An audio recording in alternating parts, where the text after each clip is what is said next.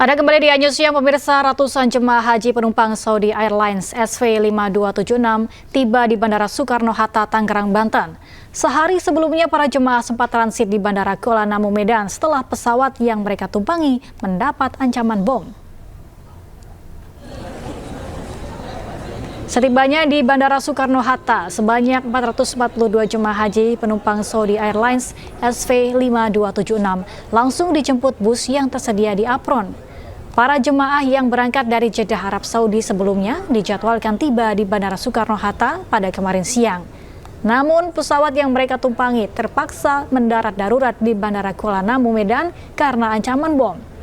Setelah petugas bandara melakukan sterilisasi, tidak ditemukan adanya bom di pesawat tersebut. Para jemaah pun dipulangkan dari Bandara Kuala Namu pada pagi tadi.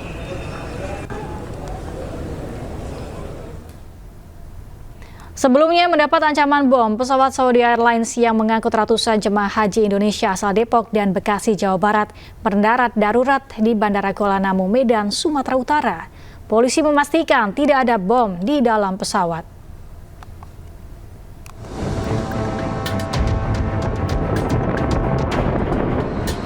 Pesawat Saudi Air SVA 5276 rute Jeddah Jakarta mendarat darurat di Bandara Kuala Namu, Medan, Sumatera Utara usai mendapat ancaman bom Selasa siang.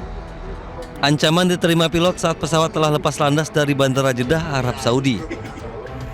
Pesawat Saudi Airlines tujuan Jakarta ini mengangkut 442 jemaah haji asal Depok dan Bekasi. Penumpang pesawat terdiri dari 207 lelaki dan 235 perempuan serta 18 kru pesawat. Pihak kepolisian memastikan jika pesawat dinyatakan aman dari ancaman bom. Polisi juga masih melakukan penyelidikan terkait ancaman bom dengan berkoordinasi dengan pihak Jeddah. Saat ini posisi pesawat dinyatakan clear, baik dari kabin maupun dari barang-barang yang diangkut di pesawat. Dan kami masih lakukan pendalaman terhadap barang bawaan dari para jemaah haji yang berada di Jeddah.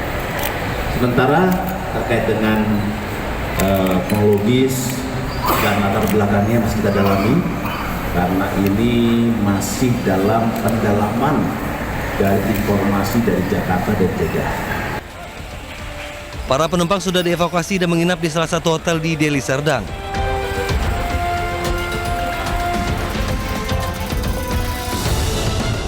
Sementara itu, keluarga salah satu jemaah haji kloter 12 JKS Mardiah Dul Halim asal Cilangkap Tapos yang berada di pesawat Saudi Airlines yang dikabarkan diteror bom menggelar doa bersama di kediamannya. Keluarga mendapatkan kabar teror tersebut dari grup WhatsApp dan langsung menghubungi para jemaah haji. Keluarga senang para jemaah dalam kondisi aman. Para jemaah haji asal Depok dan Bekasi ini dijadwalkan akan pulang. Tim Liputan News melaporkan. Sementara itu, ratusan jemaah haji kloter 8 di Barkasi, Makassar, Sulawesi Selatan tiba di tanah air disambut pelukan haru keluarga.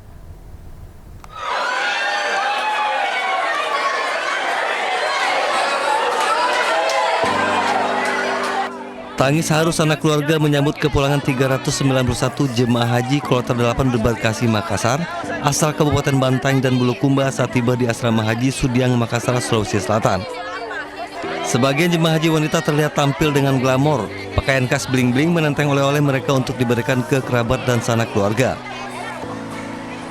Para jemaah haji asal Bantaeng rata-rata lansia, lantaran menjadi daftar tunggu terlama di Indonesia bahkan sampai selama 49 tahun. Jadi memang Kabupaten Bantaeng ini termasuk dalam daerah dengan daftar tunggu terlama se-Indonesia, bahkan mungkin di semua negara. Karena memang penduduk kami kecil, tapi peminat haji itu cukup tinggi. Oleh karena itu kami berharap, kami ingin komunikasi dengan Kementerian Agama agar bagaimana kuota haji di Kabupaten Bantaeng bisa ditambah. Karena menunggu 46 tahun itu cukup lama. Para jemaah haji Sulawesi Selatan pun berharap agar pemerintah khususnya Kemenak dapat menambah kuota haji. Mengingat antusias masyarakat untuk melaksanakan rukun Islam yang kelima sangat besar. Dari Makassar, Sulawesi Selatan, Wahyu Ruslan, News melaporkan. Pemirsa, Ketua Umum DPP Partai Perindo Angela Tanusudibyo beserta jajaran turun langsung ke tengah masyarakat guna berbagi kebahagiaan bersama warga di Kampung Rawa Simpruk, Jakarta Selatan. Kegiatan ini menjadi bagian dari program nasional Idul Adha Fest 1 juta kantong kebahagiaan Partai Perindo yang digelar secara serentak di seluruh Indonesia.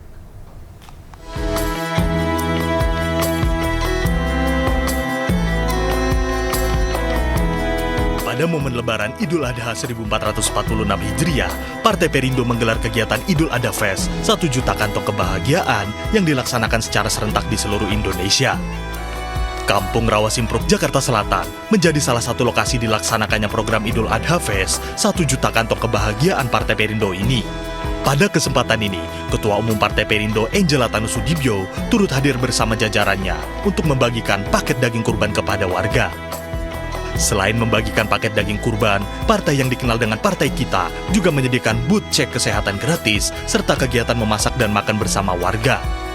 Tidak hanya membagi kurban, kami atasnamakan 7 warga yang ada di sini, tetapi kami juga membuat aktivitas cek kesehatan gratis dan juga kami masak bersama, makan bersama, dan moga-moga ini menjadi berkah buat kita semua.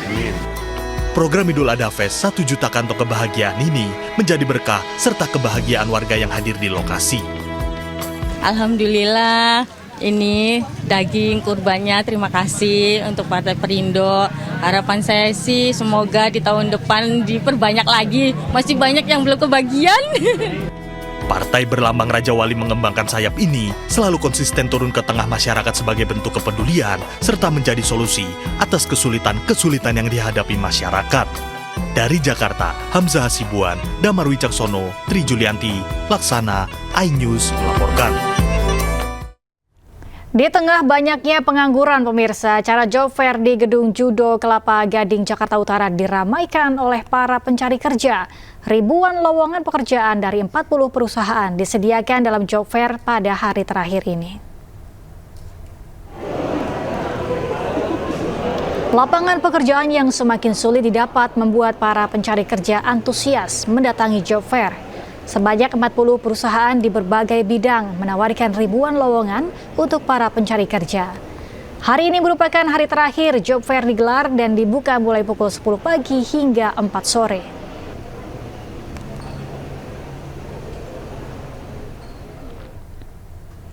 Dan pemirsa, untuk mengetahui seperti apa antusiasme para pencari kerja di job fair hari ini, kita sudah terhubung dengan rekan Ismalia Meidasari di Gedung Judo, Jakarta Utara. Selamat siang Ismalia, seperti apa antusiasme para pencari kerja di sana? Ya, selamat siang Galuh dan juga pemirsa. Di hari terakhir digelarnya job fair Jakarta, tepatnya di tempat kami melaporkan, yakni di Gedung Judo Kelapa Gading, Jakarta Utara. Untuk antusiasme para pekerja ini sangat antusias sekali, Galuh dan juga pemirsa, karena memang sedari pagi sudah ada para pencari kerja yang sudah mendatangi gedung di tempat kami melaporkan. Saat ini saya akan mengajak Galuh dan juga pemirsa untuk melihat bagaimana situasi di tempat kami melaporkan. Ini bisa dilihat di layar televisi Anda, cukup ramai para pencari kerja ini mendatangi acara job fair, dan ini merupakan memang hari terakhir. Dan juga di sini sebagai informasi ada sekitar 20 perusahaan yang bekerja sama dengan job fair kali ini. Ini dari berbagai bidang, ada dari bidang food and beverage, ada dari bidang hospitality, bidang perbankan, bahkan sampai bidang transportasi hingga komunikasi juga ada di sini, Galuh. Sehingga para pencari kerja ini bisa memilih-milih sesuai dengan bidang yang mereka suka, dan mereka bisa memilih-milih perusahaan mana yang akan mereka apply CV-nya atau mereka masukkan lamaran kerjanya. Dan juga Galuh dan juga pemirsa, untuk job fair kali ini memang sudah bekerja sama dengan pengamanan setempat seperti Satpol PP, Dinas Perhubungan, dan juga di sini ada pengelola parkir yang mereka siap menjaga jalannya job fair ini supaya terjadi dengan aman dan tertib. Galuh dan juga pemirsa, sebagai informasi juga ada sekitar 2.000 para pencari kerja ini yang sudah mendatangi job fair yang selama 2 hari ini dilangsungkan. Dan tadi juga baru saja ada talk show yang diisi dari suku dinas, yang dimana mereka memberikan kiat-kiat bagi para pencari kerja. Dan juga tadi ada demo seperti menata rias dan juga tatap muka yang dilangsungkan di job fair kali ini. Kembali ke Anda, Galuh. Baik, Ismalia Mediasari melaporkan langsung dari Jakarta Utara. Selamat bertugas kembali. Ke informasi lain, pemirsa, Pemprov DKI Jakarta memberikan penghargaan kepada para pembayar wajib pajak tahun 2025. Penghargaan diberikan oleh Gubernur dan Wakil Gubernur Jakarta Pramono Anung dan Rano Karno di Balai Kota Jakarta.